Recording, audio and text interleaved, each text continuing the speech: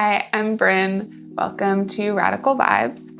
This week's video, we're going to talk about downward facing dog.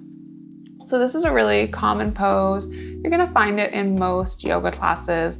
And my hope with today's video is to give you a really good foundation in downward facing dog so that you can play around with the shape, find out what works for you, and really go into it with confidence.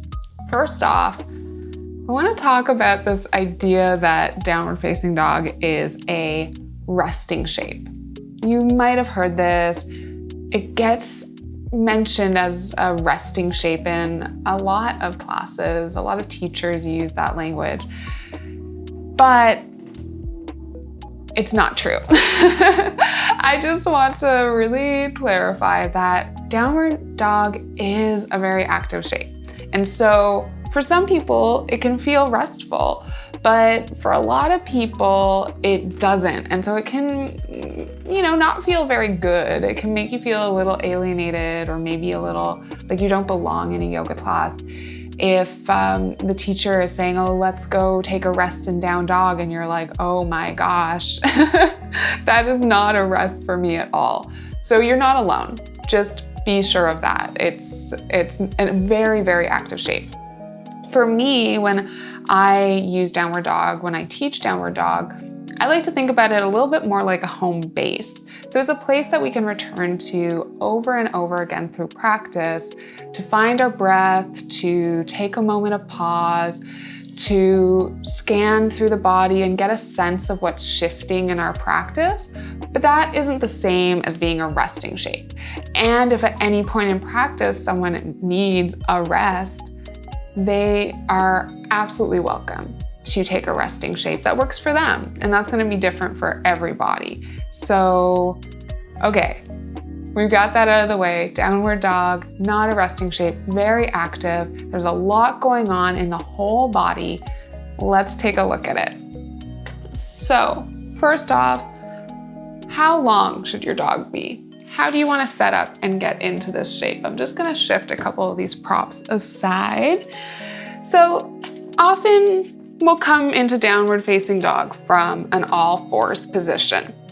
Now, if I tuck my toes from tabletop and bring my hips up, this is actually a pretty short dog. This isn't really a full downward dog for me. So if I'm coming from hands and knees, first thing I want to do is walk my knees back, tuck the toes, and lift my hips up. So this is more of a downward dog here.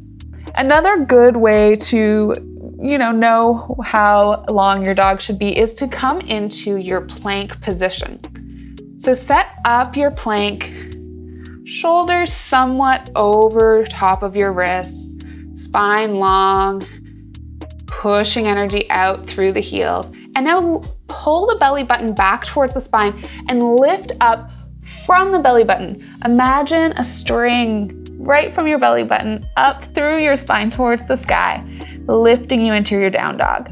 So there you are. That is the length of your dog. And you can always adjust as you need. Maybe you step it in a little, step it out. Find what feels good, what works. But that's like a nice basic template for your down dog. So in down dog, we're looking for a long, full extension of the spine. We really want to feel the spine from tailbone to crown, all the way from the cervical spine down through the lumbar, just finding that length. That's the real juice of down dog. Often, you find people wanting to have the knees straight, the legs long, the heels down on the mat. And that really can come at the expense of the length of the spine. It's more of an aesthetic, sort of Instagrammable version of down dog to have those really straight legs and heels on the floor. But ultimately, it really doesn't have anything to do with the pose or getting the benefits of the pose. So let's take a little bit of a look here. So I'm coming into my down dog, and I'll just tell you right now, I do not have straight legs in down dog, and I'm not very warmed up today, so my legs might be very bent.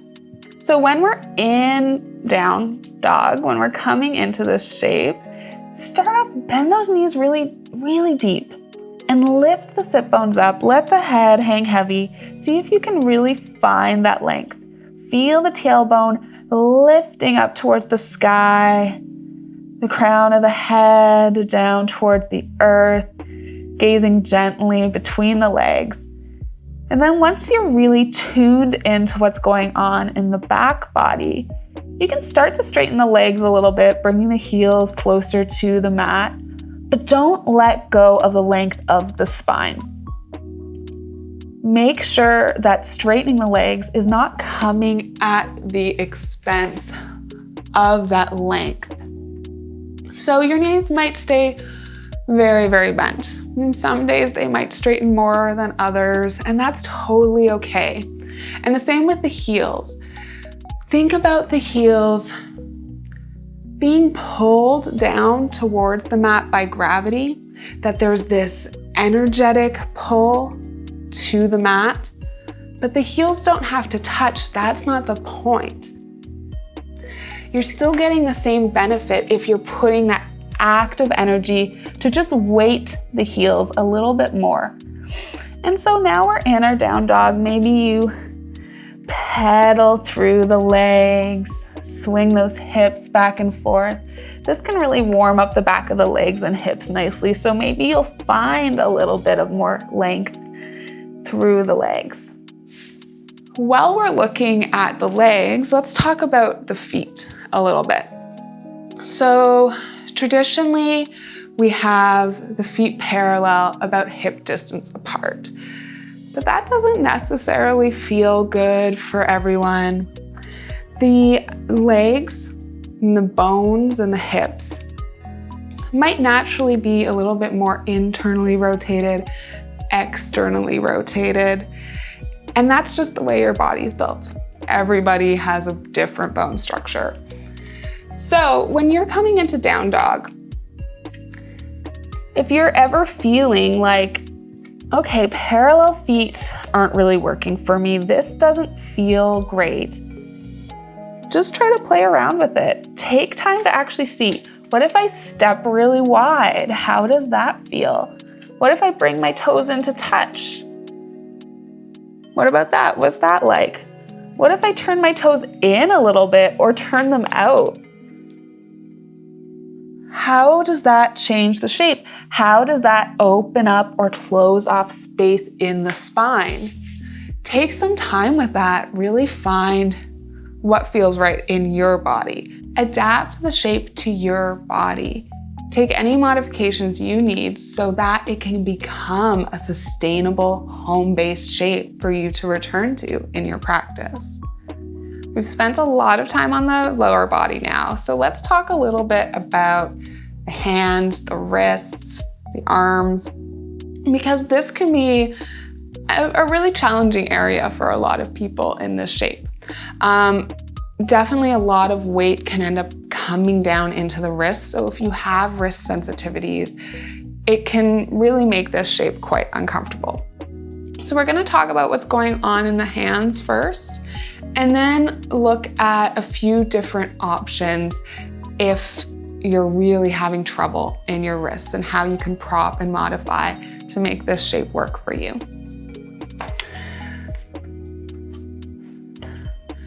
So you want your hands on the mat about shoulder width apart, a little bit more maybe. Fingers spread really wide. You can lift those fingers up, spread them, and then plant them down into the mat. For me, because I have very long arms and wide shoulders, my fingers also tend to just come off the mat a little bit in this shape. And that's okay. So once you have your hands placed, you want to grip down through the finger pads and through the knuckles.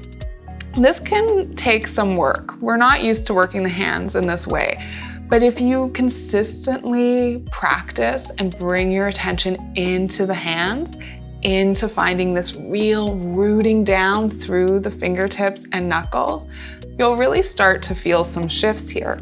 So what's going on, especially through the index knuckle and the index finger, We're really pressing down. Your hands might look a little funny while you're doing this. You're really rooting down, and then you start to feel a bit of a lift through the palm. So the palm of the hand is doming a little bit. So you press down through the knuckles, press down through the fingers, dome up through the palm of the hand, and this is gonna lift some of the weight out of the wrists. So working with this grip through the hands is great for everybody. If you don't have wrist sensitivities, definitely start working on this. And it can really alleviate more minor wrist issues, wrist sensitivities. But if there's more serious stuff going on in your wrists, it might not be enough. So there's a bunch of ways that we can prop or modify the shape to make it more sustainable in your wrists if you need that. The first thing we can do, if you're in a class, you don't have any props, you just have your mat there, you can roll the top of your mat. Any amount, play around with this here. So what we're looking to do is to change the angle of the wrists.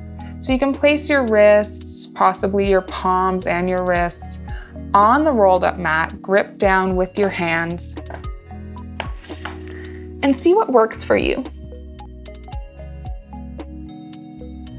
Play around with it, try different things out, see what angle works, how rolled up you want your mat to be, until you find a spot that feels good in your body. You can also do a very similar thing with a blanket. So if you have a blanket nearby, just make a nice little roll with it. Bring it under the hands and prop yourself up. So that's another way to do it. If that's still really not working in your wrists, you can grab some blocks or anything you have similar to blocks. And in this version, so if you're familiar with dolphin pose, it's kind of similar to dolphin pose because we're going to be on our forearms, but instead of having our forearms down on the mat, which is dolphin, we'll have our forearms elevated onto the blocks. So find a nice steady spot and come up into your down dog, taking any adjustments that you need to find length and to rest in the shape. Another great option if you don't have blocks, a blanket handy, or if just being down on the floor isn't so great in your body, is we can do down dog with a chair. So I'm gonna grab a chair and show you a few different options here. Okay, so we have our chair set up on our mat so that it's not going to slip away from us. You can bring your hands onto the back of the mat, walk yourself back, find your down dog here. This might feel really nice and you just want to hang out here forever. You can also play around with changing the angle. Bring your hands onto the seat of the chair, finding your down dog, chilling here. Now we've spent a lot of time talking about the wrists. What about the rest of the arms? We're going to plant our hands, lift up into our down dog, and in down dog, you want to be really active through the arms. So the whole arms are engaged. The forearms energetically hug towards one another. The upper arms are externally rotating towards one another, so the triceps hug towards one another. So it can be hard to know what that means when you're upside down. So let's take a look. We have our hands planted, we have our forearms gently, energetically pulling towards one another. And then with our upper arms, we want to externally rotate. So let's take a look at that. The arm is like so, and then it externally rotates, keeping the hand where it is. And what you'll see when that occurs is your elbow crease. It's gonna come slightly forward. It's gonna start to sort of point in the direction of your opposite thumb. So you have this crisscross of the elbow creases, and your tricep is going to wrap in. So the triceps are pulling towards one another, the biceps are spinning away from one another. Let's try that again. We're gripping down through the hands, doming through the palms, the wrists are light, the forearms are energetically pulling towards one another. The elbow creases are crisscrossing, pointing towards opposite thumbs. The upper arms are externally rotating, with the triceps reaching energetically towards one another.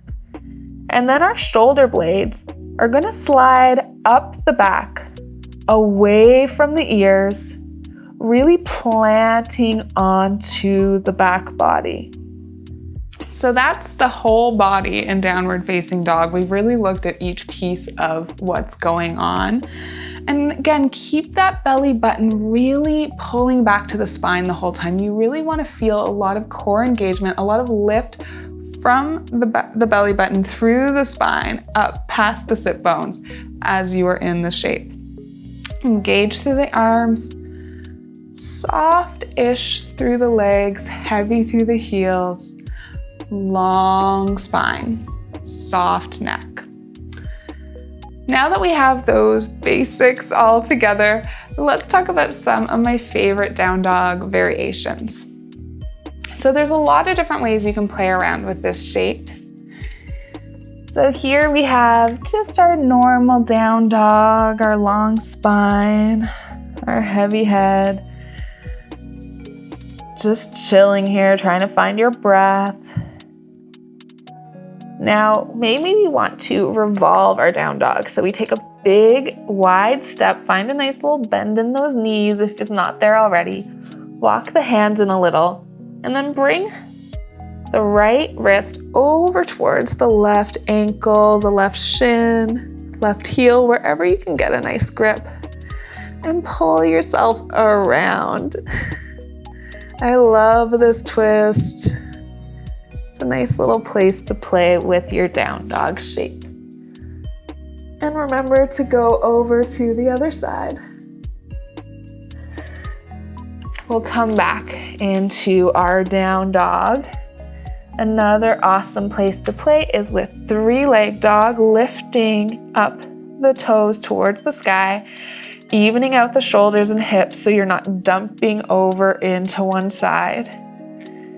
Finding some balance through the body. And then maybe you also play with scorpion dog, bending the lifted leg, kicking the heel towards the opposite glute, lifting the knee. You can even take some nice big knee circles here. A really great place to play around with your hip mobility. Just remembering to keep the shoulders and hips as even as possible. Another fun way to play with down dog is to add it into other shapes. So to take the upper body of down dog and mix it with the foundations of other shapes. One great one is to take your wide-legged forward fold and walk those hands out long. Oh, I could just hang out here for so long. I love this shape. This is also a nice restful down dog for the upper arms, I find, in my body. So I encourage you to play with that. Another fun one is to come into your warrior stance. So you have your knee stacked over your ankle, the back leg is in a heel to arch alignment. And then walk your arms out on a bit of an angle, adding your down dog to the warrior foundation.